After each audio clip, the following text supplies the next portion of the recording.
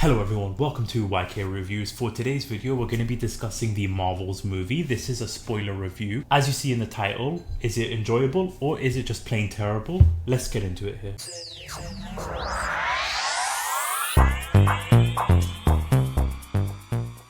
Now, just a quick heads up, this is going to be a full spoiler review, so if you haven't seen the movie, spoiler warning ahead, we're going to be talking about the movie, the plot, the ending, the post-credit scenes, because I want to talk about the post-credit scene. So if you haven't seen the movie, this is your spoiler warning. And also, if you are new to the channel, consider hitting that subscribe button. We do spoiler reviews, we do movie reviews, we do weekly entertainment news videos. I posted that earlier on today, so you can definitely check those out when it comes to all the movie news, TV news, and other kind of news there. So definitely consider subscribing, smashing the like button, hitting that notification bell so you're never missing out on any videos.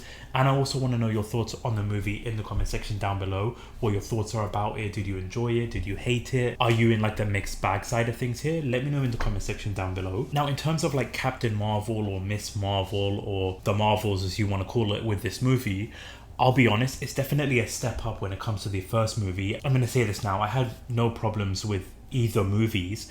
The first one, I definitely think it had a lot of work that needs to be done when it comes to the movie, especially with the character Carol Danvers and the plot of the movie, the pacing of the movie too. I feel like it is slightly overhated. I don't think it's a terrible movie, but it's not nearly enough to be considered a great Marvel movie. It's sort of an in-between, and I definitely feel like putting it in between Infinity War and Endgame was just a big mistake, to be completely honest with you. But that aside, when it comes to this movie, it's a huge step up. In terms of the Carol Danvers, the character, I feel like her character just hasn't been utilized enough. You don't get to see a lot of her. Like, you saw her in the Captain Marvel movie, you saw her a little bit in Endgame, and then after that you got to see her a little bit in the Shang-Chi post-credit scene. But then other than that, you're not really explored with that character. You're not connected to the character like you are with like all the other Marvel characters. So with this one, you're just getting like bits and pieces of her, so you're not getting that time to really flesh out the character, to connect with that character. So with this movie, I feel like they really got that opportunity to like hammer home Carol Danvers' personality, Brie Larson's personality as Carol Danvers, which is definitely a step up. Like, for me, the movie, I have to say, was enjoyable. It's definitely not a great Marvel movie, but it's still definitely an enjoyable movie, and one I would honestly rewatch. And I'll be completely honest with you, I haven't said that a lot about many of the Marvel movies post Endgame, but this one has got that rewatchable factor in it. But when it comes to mostly the positives in the movie itself, I have to give huge praise to the three leads. So you've got Monica Rambeau, you've got Carol Danvers, you've got Kamala Khan. Their chemistry, the three of them together, really is what made this movie stand out and was really fun to watch, the three of them, especially in that first act when you've got them power switching from like one scene to another scene, switching from like one location to another location, and just that personality and dynamic really worked well for me. And I really do hope we get to see them more in the future, like the three of them together, once they learn how to like utilize their powers as well. It just really worked with the three of them. And Kamala Khan, like, her character really is a standout in the movie. She really shined through and just brought that light into the movie. Because like I said, for me, my favorite part of this whole movie is that first act, is that Freaky Friday switcheroo style that they were going with. So again, you've got Carol, you've got Monica, you've got Kamala just going and switching bodies. And then even when they're doing the fight sequences, like they're fighting the Kree army, but they're like switching in places and fighting. You've got like the Kamala Khan's family in the living room with the two Kree soldiers. Then you've got like Monica in one section fighting them. Then all of a sudden you've got Kamala replacing her and fighting them. And then Carol replacing them. So it just really worked so well together. And it just was really enjoyable for me. So I really had a great time with the three leads. Of course, with Carol and with Monica, you have that thing hanging over, especially from the first movie. So you've got them 30 years now where Monica never saw Carol. She never once visited her or anything like that. So with that, I felt like their story arc and their personality blended well together. They were able to dive into this story. They were able to dive into this backstory of why Carol was never able to visit Monica, which was my worry, is that they were going to try and brush that aside, or they weren't going to explore that too much. And we also got to see a little bit of an understanding of what Carol has been up to in the last 30 years, because for me, Captain Marvel taking place 30 years prior, and then you've got nothing in between. We have no idea what she's been doing. We have no idea what she's been up to, why she's never been on Earth or anything like that. And I didn't want just some throwaway line of, yeah, I've just been busy kind of thing.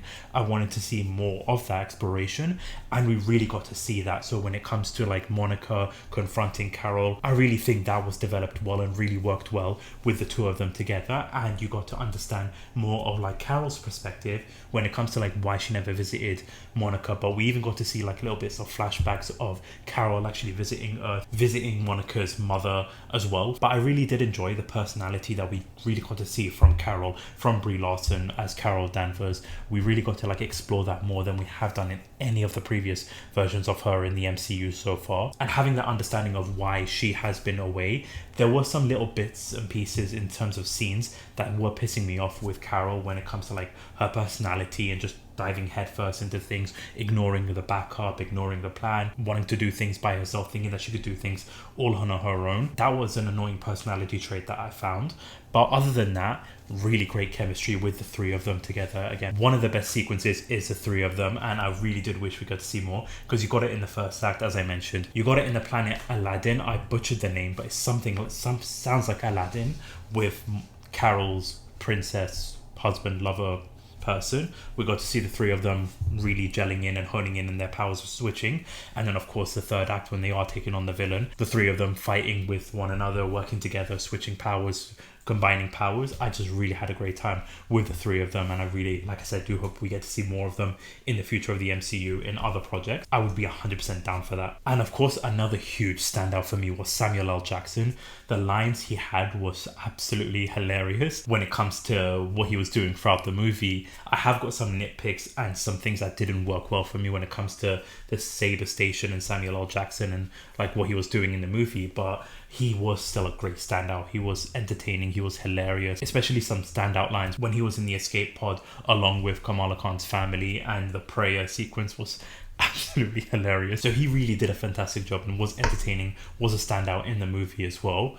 And of course, as we're getting towards the end of the movie, you had the last official scene in the movie when you've got Kamala doing the whole Nick Fury from Iron Man 1 recruiting Kate Bishop as part of the Young Avengers initiative.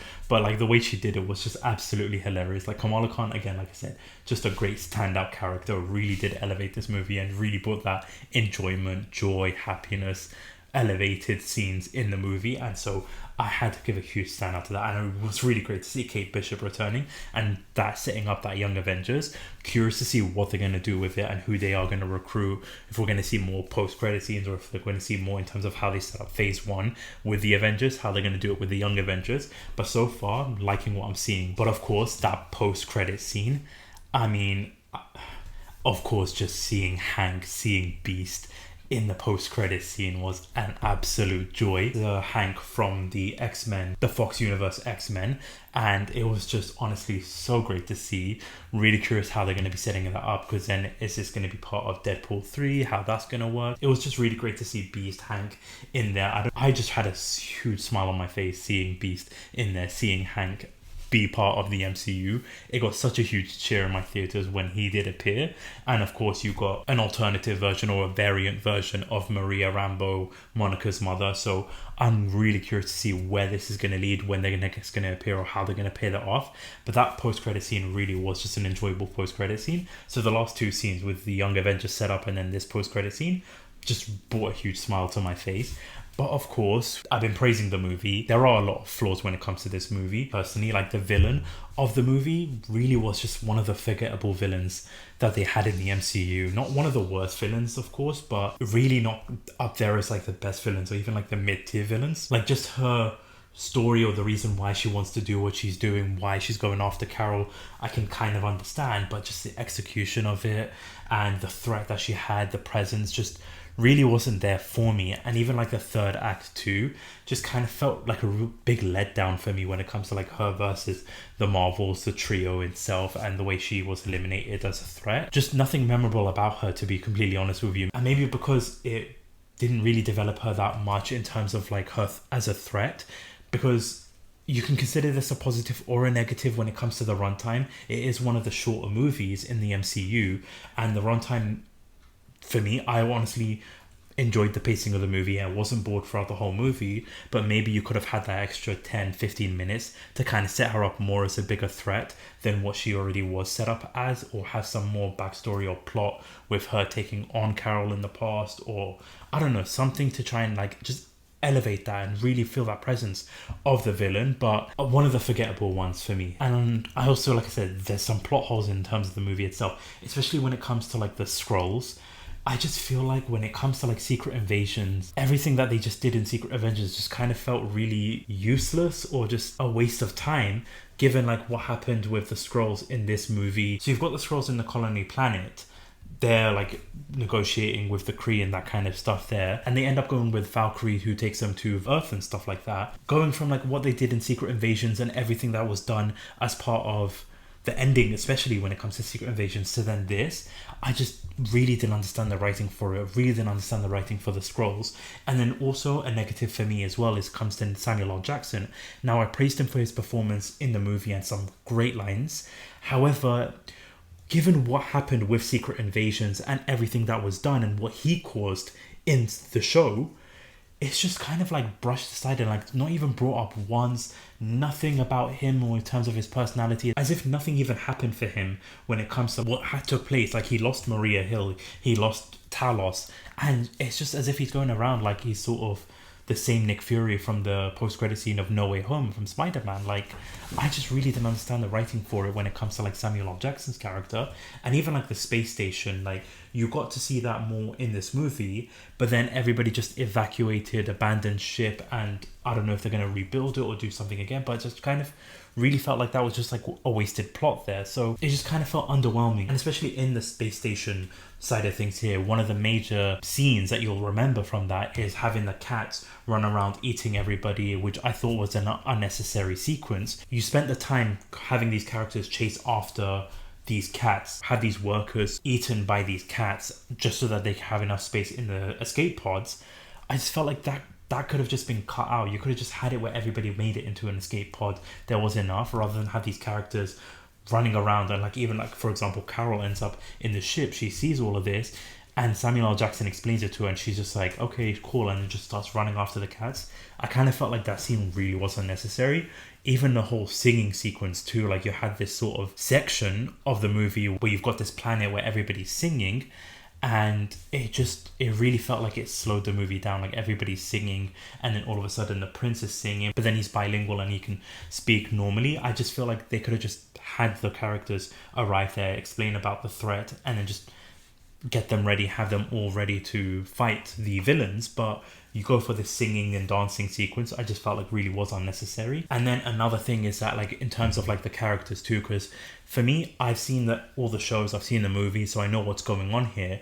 But one thing that you could also consider is that you don't really get a backstory or like an explanation of the characters Monica Rambeau or Kamala Khan. They're just thrown into this movie. So if you haven't seen the shows, if you haven't seen any of the previous projects from the MCU, you're kind of just like lost in the shuffle when it comes to this. Now, it's not a big negative for me personally, because like I said, I've seen everything.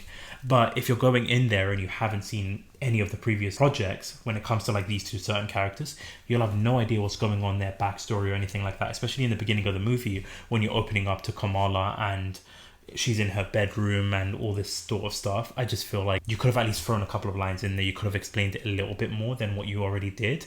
But that for me is sort of like a minor negative compared to the other negatives.